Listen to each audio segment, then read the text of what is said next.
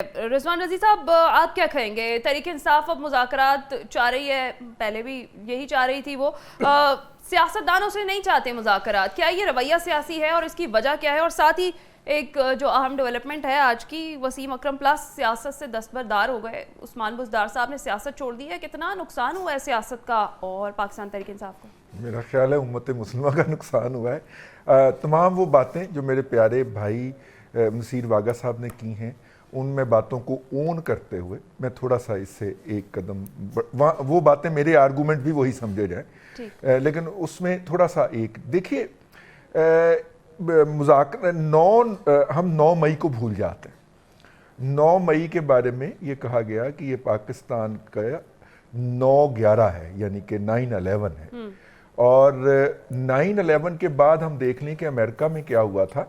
वो जो अपने आप को जमहूरियत का और इंसानी हकूक़ का और इंसानी आज़ादियों का चैम्पियन कहता है, वहाँ पे सनसेट क्लास के तहत के साथ ही, लेकिन उन्होंने ऐसी ऐसी कानून साजी की थी। और फिर 9/11 के बाद जो कुछ अमेरिका में हुआ है, उसके छींटे हमारे यहाँ भी आके पड़े थे। हमारी भी आफिया सदीकी वहीं पे जेल में बैठी हुई है। ये उसी का शाखसाना है ना, कि जो उन्होंने फंडामेंटल राइट जो थे वो मुअत्तल करके और स्पेशल अदालतें बना के जो कुछ किया था।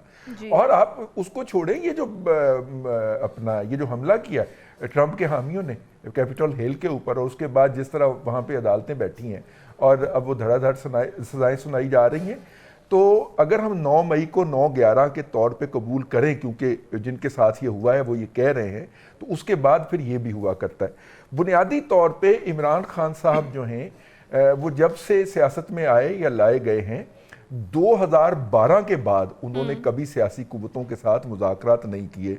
उससे पहले वो सियासी इत्तेहादों का हिस्सा भी रहे हैं, मिल के इलेक्शन लड़ने की बात भी करते रहे हैं, और इलेक्शन का बाइकाट भी उन्होंने 2008 वाले का इकट्ठे ही किया था कुछ सियासी कुव्वतों के साथ मिलके।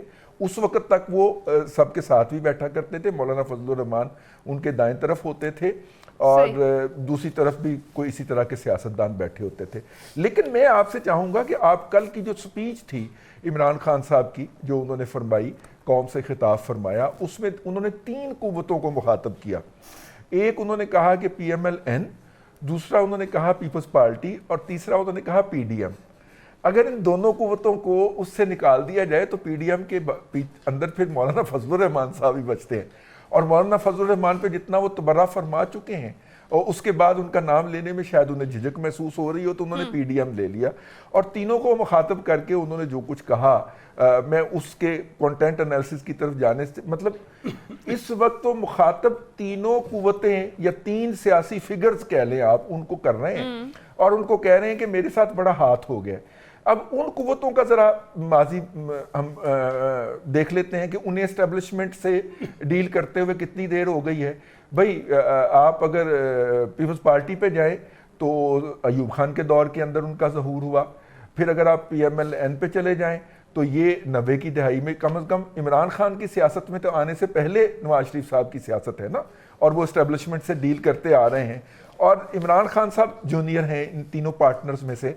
अगर इस हवाले से देखा जाए तो ये ऐसा ही है कि जैसे मेरा साहबजादा जो है या हमारा भतीजा जो है, वो उठ के वागा साहब को बताना शुरू कर दे कि अबू ऐसे नहीं सियासत होती, ऐसे होती है। ठीक है, ये वो वाली बात हो गई ना।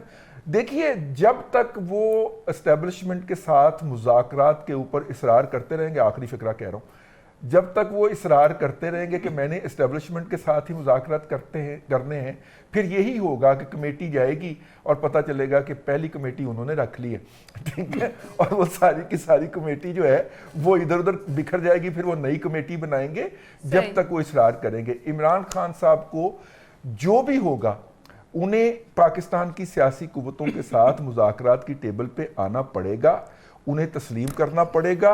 मौजूदा हालात जिनमें वो फंस गए हैं, इनमें से निकलने का वाहिद रास्ता मुझे यही नज़र आता है।